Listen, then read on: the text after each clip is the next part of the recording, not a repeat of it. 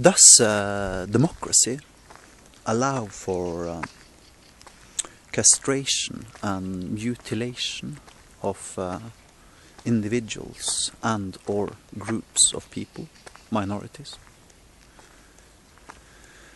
Most people think that democracy protects us from tyranny. I like to quote Winston Churchill in these matters, who said that democracy is the worst form of government we have ever had, except for all other forms we have tried. You see, democracy has a flaw, and that flaw is the dictatorship of the masses, something Adolf Hitler was able to exploit in the 1930s in Germany. Most people don't really consciously think about this fact, but in fact Adolf Hitler and Joseph Goebbels and all the other assholes of Nazi Germany actually came to power through democratic means. They were for the most part democratically elected by the people of Germany. At their peak, the last election they held before they overthrew democracy and made Hitler their Führer, the Nazi Party, NSDAP, Nationalsozialistische Deutsche Arbeiterpartien, they actually held 47% of the votes through democratic elections.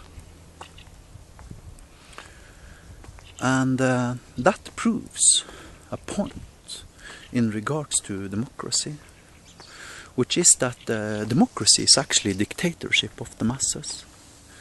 For instance, if I started a political party, and one of my issues was that I wanted to castrate one of the previous prime ministers of Norway.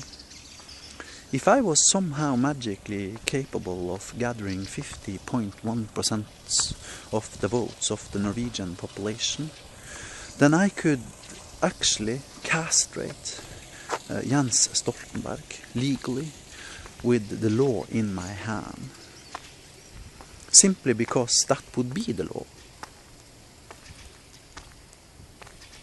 And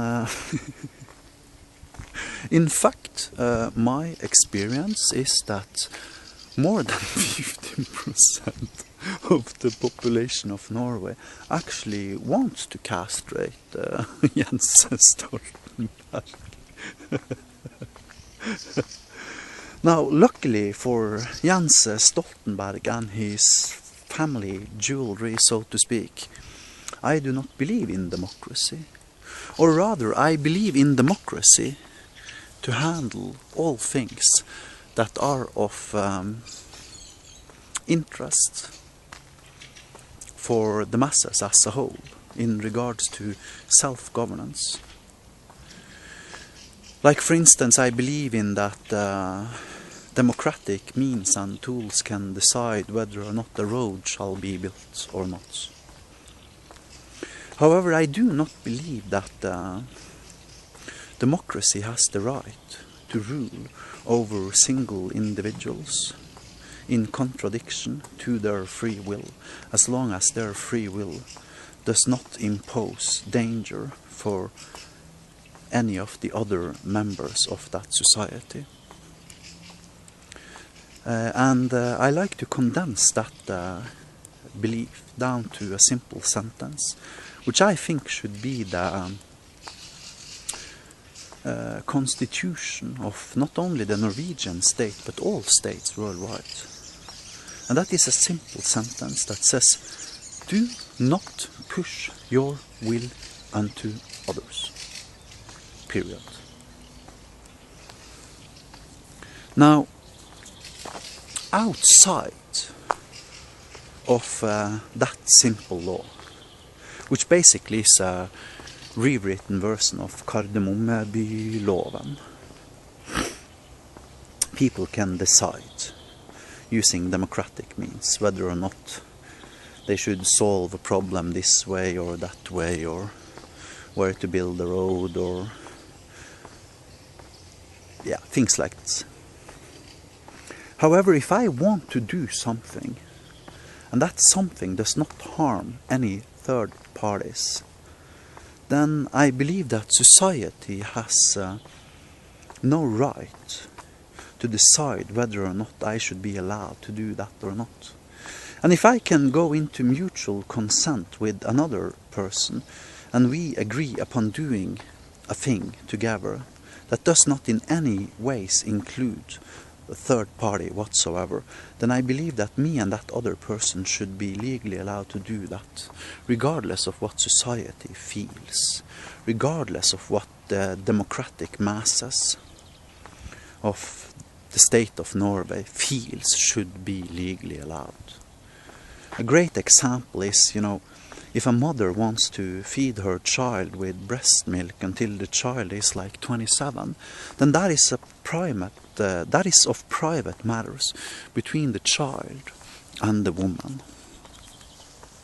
If another person wants to buy homeopathic medicine from a homeopath, then that is of private matters between that homeopath and his client. If a person wants to take a vaccines once every 2 minutes, then that person should be allowed to decide that for himself, whether or not he wants to shoot up a dose of vaccines or not, and so on and so on. And that is called free will.